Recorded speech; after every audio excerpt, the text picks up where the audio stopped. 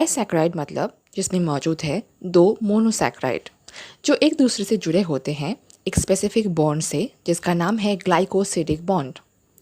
Glycosidic bond एक ऐसा bond है जो दो मोनोसैकेराइड के बीच में हो सकता है या फिर एक मोनोसैकेराइड और एक दूसरा ऐसा कोई ग्रुप जिसके अंदर हाइड्रोक्सिल ग्रुप मौजूद है, ऐसे किसी मॉलिक्यूल के साथ भी ग्लाइकोसिडिक बॉन्ड हो सकता है एक कार्बोहाइड्रेट का। डाइसैकेराइड में 3 डाइसैकेराइड बहुत ही कॉमन है जिनके बारे में हम यहाँ पर बात करेंगे, जिनमें से एक है सुक्रोज। सुक्रोज एक डाइसैकेराइड है, यानी कि ये 2 मोनोसैकेराइड से बनता है। सुक्रोज का 2 मोनोसैकेराइड है ग्लूकोज एंड फ्रक्टोज, लेकिन ग्लूकोज है अल्फा ग्लूकोज और फ्रक्टोज है बीटा फ्रक्टोज। अल्फा और बीटा का क्या मतलब होता है ये थोड़ा सा फिर से रिकैप कर लेते हैं।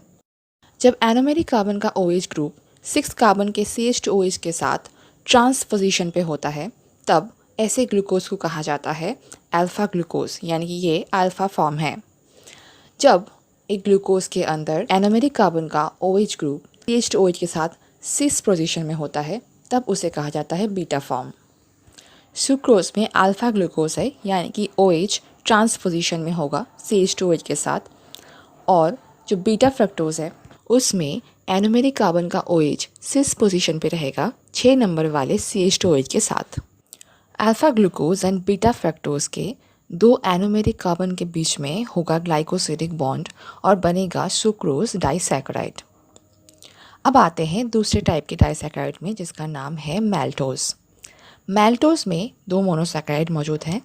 इसका 2 जो मोनोसैकेराइड है उसमें से दोनों ही है ग्लूकोज और दोनों ही है अल्फा ग्लूकोज।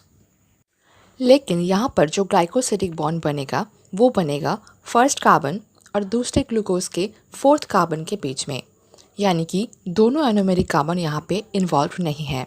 लेकिन सुक्रोज में दोनों एरोमेरिक कार्बन इन्वॉल्व था, इसलिए उसके बॉन्ड का नाम है अल्फा 1,2 बीटा ग्लाइकोसिडिक बॉन्ड।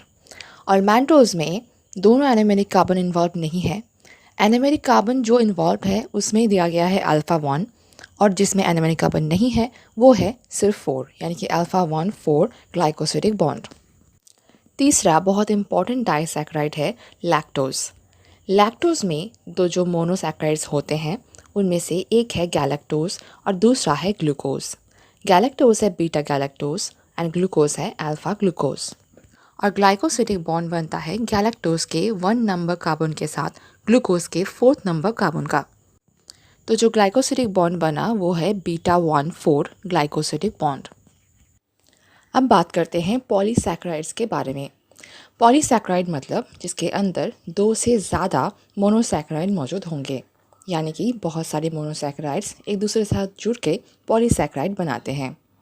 जो 3 पॉलीसैकेराइड बहुत इंपॉर्टेंट है वो है cellulose, starch and glycogen. Cellulose plant biology में देखने को मिलता है। स्टार्च भी प्लांट में देखने को मिलता है जो कि प्लांट का एक स्टोरेज मटेरियल है, और ग्लाइकोजन एनिमल का स्टोरेज मटेरियल है। सेलुलोज में जो मोनोसैकेराइड मौजूद रहता है वो है बीटा डी ग्लूकोज। बहुत सारा बीटा डी ग्लूकोज मॉलिक्यूल एक दूसरे के साथ ग्लाइकोसिडिक बॉन्ड से जुड़कर बनाता है सेलुलोज। सेलुलोज में जो ग्लाइकोसिडिक बॉन्ड बनेगा वो बनेगा 1 नंबर कार्बन के साथ दूसरे बीटा डी ग्लूकोज के 4th नंबर कार्बन में। तो इसका जो बॉन्ड का जो नाम होगा वो होगा बीटा 1,4 ग्लाइकोसिडिक बॉन्ड। और ये बॉन्ड तोड़ने के लिए जो एंजाइम लगता है वो है सेलुलेज, जो हमारी बॉडी में नहीं होता है, इसलिए हम सेलुलोज को तोड़ नहीं पाते हैं। अब आते हैं स्टार्च में, जो प्लांट का स्टोरिंग मटेरियल है, यानी कि प्लांट स्टार्च के ज़रिए ग्लूकोज को अपनी बॉडी में स्टोर करता है। और इसमें जो ग्लूकोज देखने को मिलता है वो है alpha D glucose. Alpha D glucose जिस ग्लाइकोसिडिक बॉन्ड से एक दूसरे से जुड़े रहते हैं वो है अल्फा 1,4 ग्लाइकोसिडिक बॉन्ड, और ये एक लीनियर चेन बनाता है। इसे कहा जाता है एमाइलोज, और ये लीनियर चेन बनाने के बाद ऐसे सॉलिनॉइड स्ट्रक्चर में रहता है।